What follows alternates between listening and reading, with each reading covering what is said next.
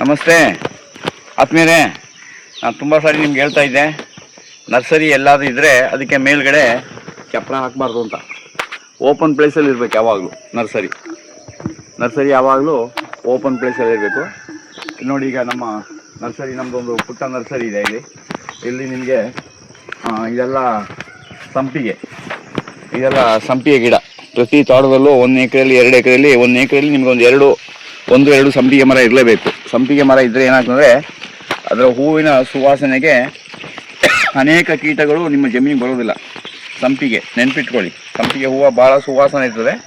ಅದರ ಸುವಾಸನೆಗೆ ಯಾವುದೇ ಕೀಟಗಳು ಬರೋದಿಲ್ಲ. ಹಾಗೆ ನಾವಿಲ್ಲಿ ಲವಂಗ, ಇದು ಜಮ್ನೇರಳೆ ಅಂತ ಹೇಳ್ತಿರುವ ಜಮ್ನೇರಳೆ ಗಿಡ, ಅದು ಅಷ್ಟೇ 1 ಎಕರೆಗೆ 1-2 ನಿಮ್ಮಲ್ಲಿ ಇರಲೇಬೇಕು. ಆಮೇಲೆ ಇದು ಲವಂಗ, ಚಕ್ಕೆ ಲವಂಗ ಅಂತ ಹೇಳ್ತೀರಾ, ಲವಂಗ. ಇದೆಲ್ಲ ನಮ್ಮಲ್ಲಿ ಇರುವಂತ, ಇದು ಸಪೋಟ ಎಲ್ಲ ಕಸಿ ಕಟ್ಟಿರೋದು, ಕಾಲಿಪತಿ ಎಲ್ಲ ನಾಟಿ ಗಿಡನೇ. ಆಮೇಲೆ ಅದ್ರ ಜೊತೆಗೆ ಅದು ಸೀಬೆ. ಆಮೇಲೆ ಇಲ್ಲಿ ನಿಮ್ಗೆ ವಾಟರ್ ಆ್ಯಪಲ್ ಇದೆ. ಇದೆಲ್ಲ ರಾಮಫಲ, ಸೀತಾಫಲ ಎಲ್ಲ. ಇದು ರಾಮಫಲ ಎಲ್ಲ ದೊಡ್ಡದಾಗಿದೆ. ಇದು ನಿಮಗೆ ಹನುಮಫಲ, ಇದೆಲ್ಲ ಹನುಮಫಲದ ಗಿಡಗಳು. ಇದು ಅಷ್ಟೇ, ಇದು ಜಮ್ನೇರಳೆನೆ. ಇದು ಸೀತಾಫಲದ ಗಿಡ, ಇದು ಸೀತಾಫಲ. ನಿಮ್ಗೆ ಅಲ್ಲಿ ನೋಡ್ಬೋದು, ಅದು ಬಟರ್ ಫ್ರೂಟು, ಅದು ನಿಮಗೆ ಪ್ಯಾಷನ್ ಫ್ರೂಟ್. ಅದು ಇದ್ರ ಪಕ್ಕದಲ್ಲಿ ಇರೋದು ನಿಮಗೆ ಕೋಕಮ್. ಹಾಗೆ ಇಲ್ಲಿ ಚೆರಿ ಗಿಡ ಎಲ್ಲ ಇಲ್ಲಿ ರೆಡಿ ಇದೆ. ಆಮೇಲೆ ಅದೇ ರೀತಿ ಇಲ್ಲಿ ಚಕ್ಕೆ ಗಿಡಗಳು ಈ ರೀತಿ ಇಲ್ಲಿ ಮಾಡ್ಕೊಂಡಿದ್ದೀವಿ. ಆಮೇಲೆ ಇದೆಲ್ಲ ಸ್ವಲ್ಪ ಫ್ಯಾಷನ್ ಗಿಡಗಳು ಇದೆಲ್ಲ, ಫ್ಯಾಷನ್ಗೆ ನೆಡುವಂಥ ಗಿಡಗಳಿದ್ದಾರೆ, ಫ್ಯಾಷನ್ ಗಿಡಗಳು ಇದು. ಆಮೇಲೆ ಇದೆಲ್ಲ ಹನುಮಫಲ. ನೋಡಿ, ಇಬ್ಬನಿಗೆ ಎಲ್ಲ ನೀರು ನೋಡಿ ಯಾವ ಥರ ಬಿದ್ದಿದೆ ಅಂತೇಳಿ. ಇಬ್ಬನಿಗೆ ನೀರು ಬಿದ್ದಿದೆ. ಇಬ್ಬನಿ ನೀರೆಲ್ಲ ಒಳಗಡೆ ಹೋದಾಗ ನಮ್ಗೆ ಆ ಗಿಡಗಳಿಗೆ ಯಾವುದೇ ನೀರು ಜಾಸ್ತಿ ಕೊಡುವಂಥ ಅವಶ್ಯಕತೆ ಇರೋದಿಲ್ಲ. ಇದೆಲ್ಲ ಮಾವು, ಇದು ಆಲ್ ಸ್ಪೈಸ್ ಗಿಡಗಳು ಇದು.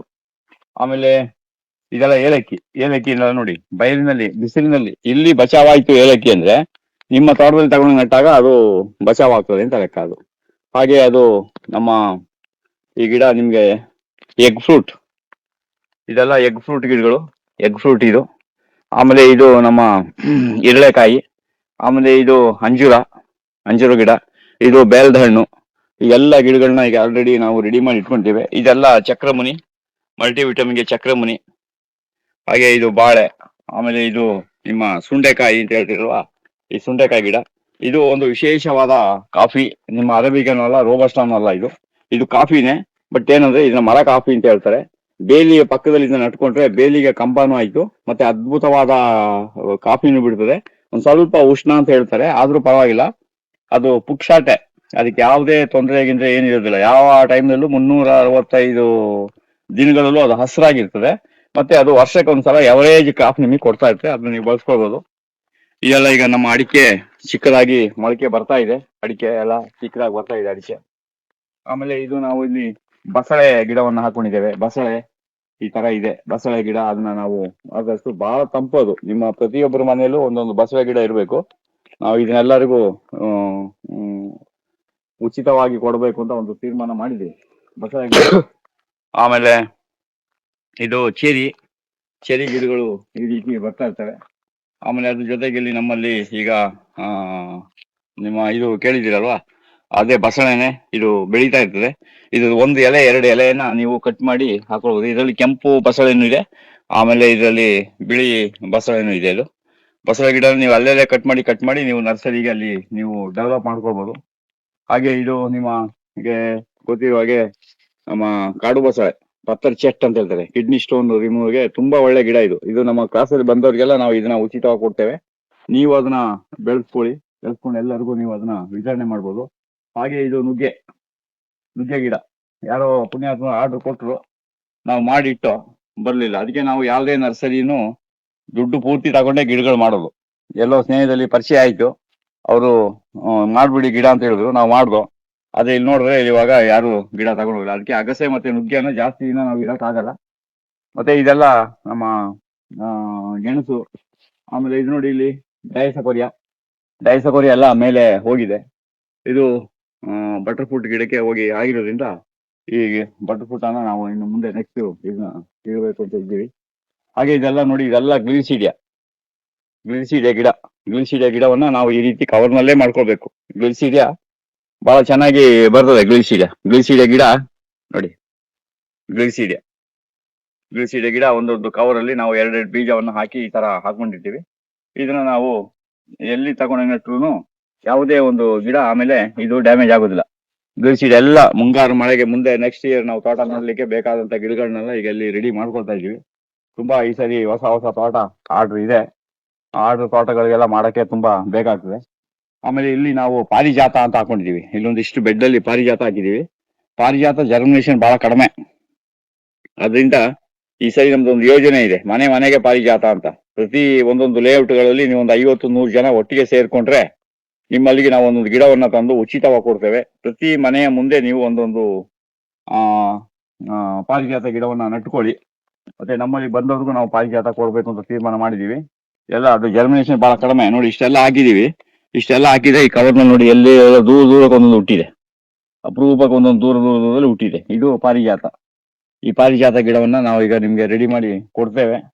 ಆಮೇಲೆ ಇದೇ ರೀತಿ ಇಲ್ಲಿ ತೆಂಗು ಈಗಾಗಲೇ ನೆಟ್ಟು ಅದಕ್ಕೆ ಒಂದ್ಸಲ ಉರುಳಿಯನ್ನ ಕಿತ್ತು ಪುನಃ ನಾವು ಈಗ ಹೊಸದಾಗಿ ಮಣ್ಣು ಹಾಕಿದೀವಿ. ಈಗ ಹೊಸದಾಗಿ ಉರುಳಿಯನ್ನ ಹಾಕ್ತಾ ಇದ್ದೇವೆ. ತೆಂಗಿನ ಗಿಡ ಈ ಸರಿ ಭಾರಿ ಡಿಮಾಂಡ್ ಆಗ್ತಾ ಇದೆ, ಸಿಕ್ಕಾಪಟ್ಟೆ ಡಿಮಾಂಡ್ ಆಗ್ತಾ ಇದೆ. ಹೇಗೆ ರೈತರಿಗೆ ಯಾರು ಹೆಣ್ಣು ಕೊಡೋದಿಲ್ಲ ಅಂತಾರೋ ಅದೇ ರೀತಿ ಎಲ್ಲರೂ ಈ ಸರಿ ತೆಂಗಿನ ಗಿಡ ಹಾಕ್ಬೇಕು ಅಂತ ತೀರ್ಮಾನ ಮಾಡ್ತಾ ಇದ್ದಾರೆ.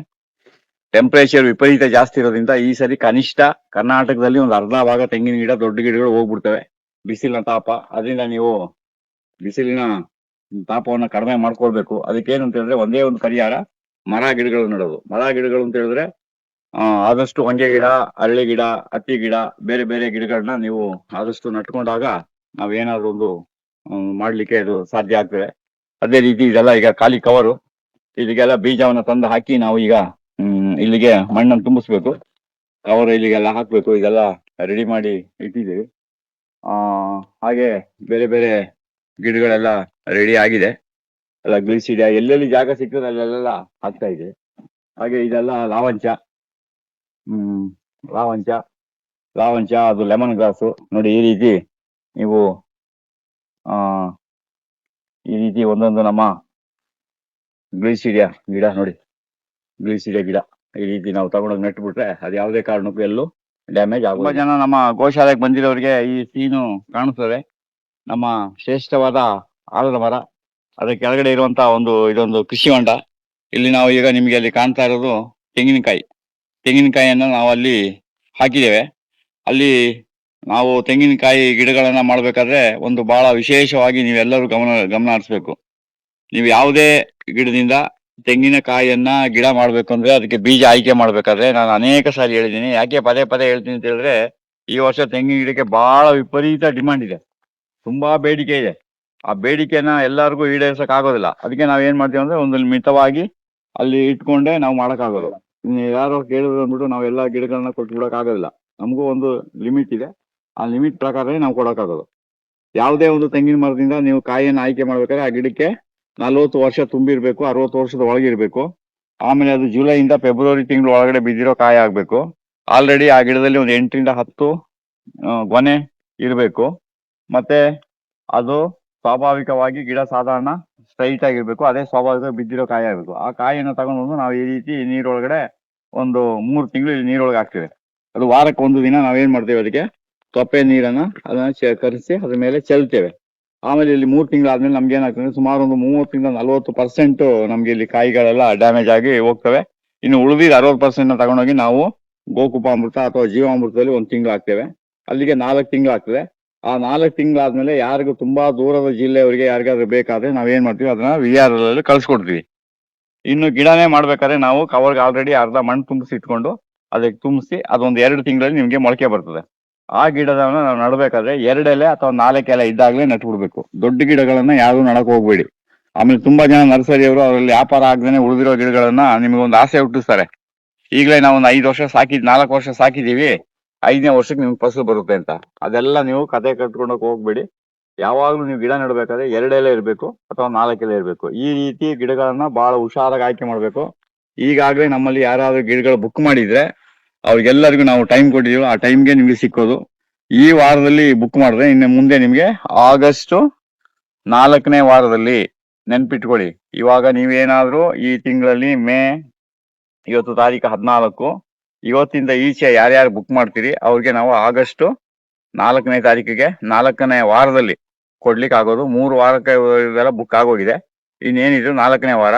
ಇನ್ನೂ ಲೇಟ್ ಆಯ್ತು, ಇನ್ನು ನೀವು ಬುಕ್ ಮಾಡೋದು ಲೇಟ್ ಆಯ್ತು ಅಂತ ಹೇಳಿದ್ರೆ ಅದು ನಿಮಗೆ ಸೆಪ್ಟೆಂಬರ್ಗೆ ಹೋಗ್ತದೆ. ಸೆಪ್ಟೆಂಬರ್, ಅಕ್ಟೋಬರ್ ಹೀಗೆ ಹೋಗ್ತಾ ಇರ್ತದೆ ಟೈಮಿಂಗ್ಸ್. ಅದರಿಂದ ನಿಮ್ಗೆ ಯಾರಿಗೆ ಬೇಕು ಮಿತವಾಗಿ ಕರೆಕ್ಟ್ ಆಗಿ ಭೂಮಿ ಎಲ್ಲ ರೆಡಿ ಮಾಡ್ಕೊಂಡು ನೀವು ಮಾಡೋದು ತುಂಬಾ ಒಳ್ಳೇದು. ನಮಸ್ತೆ.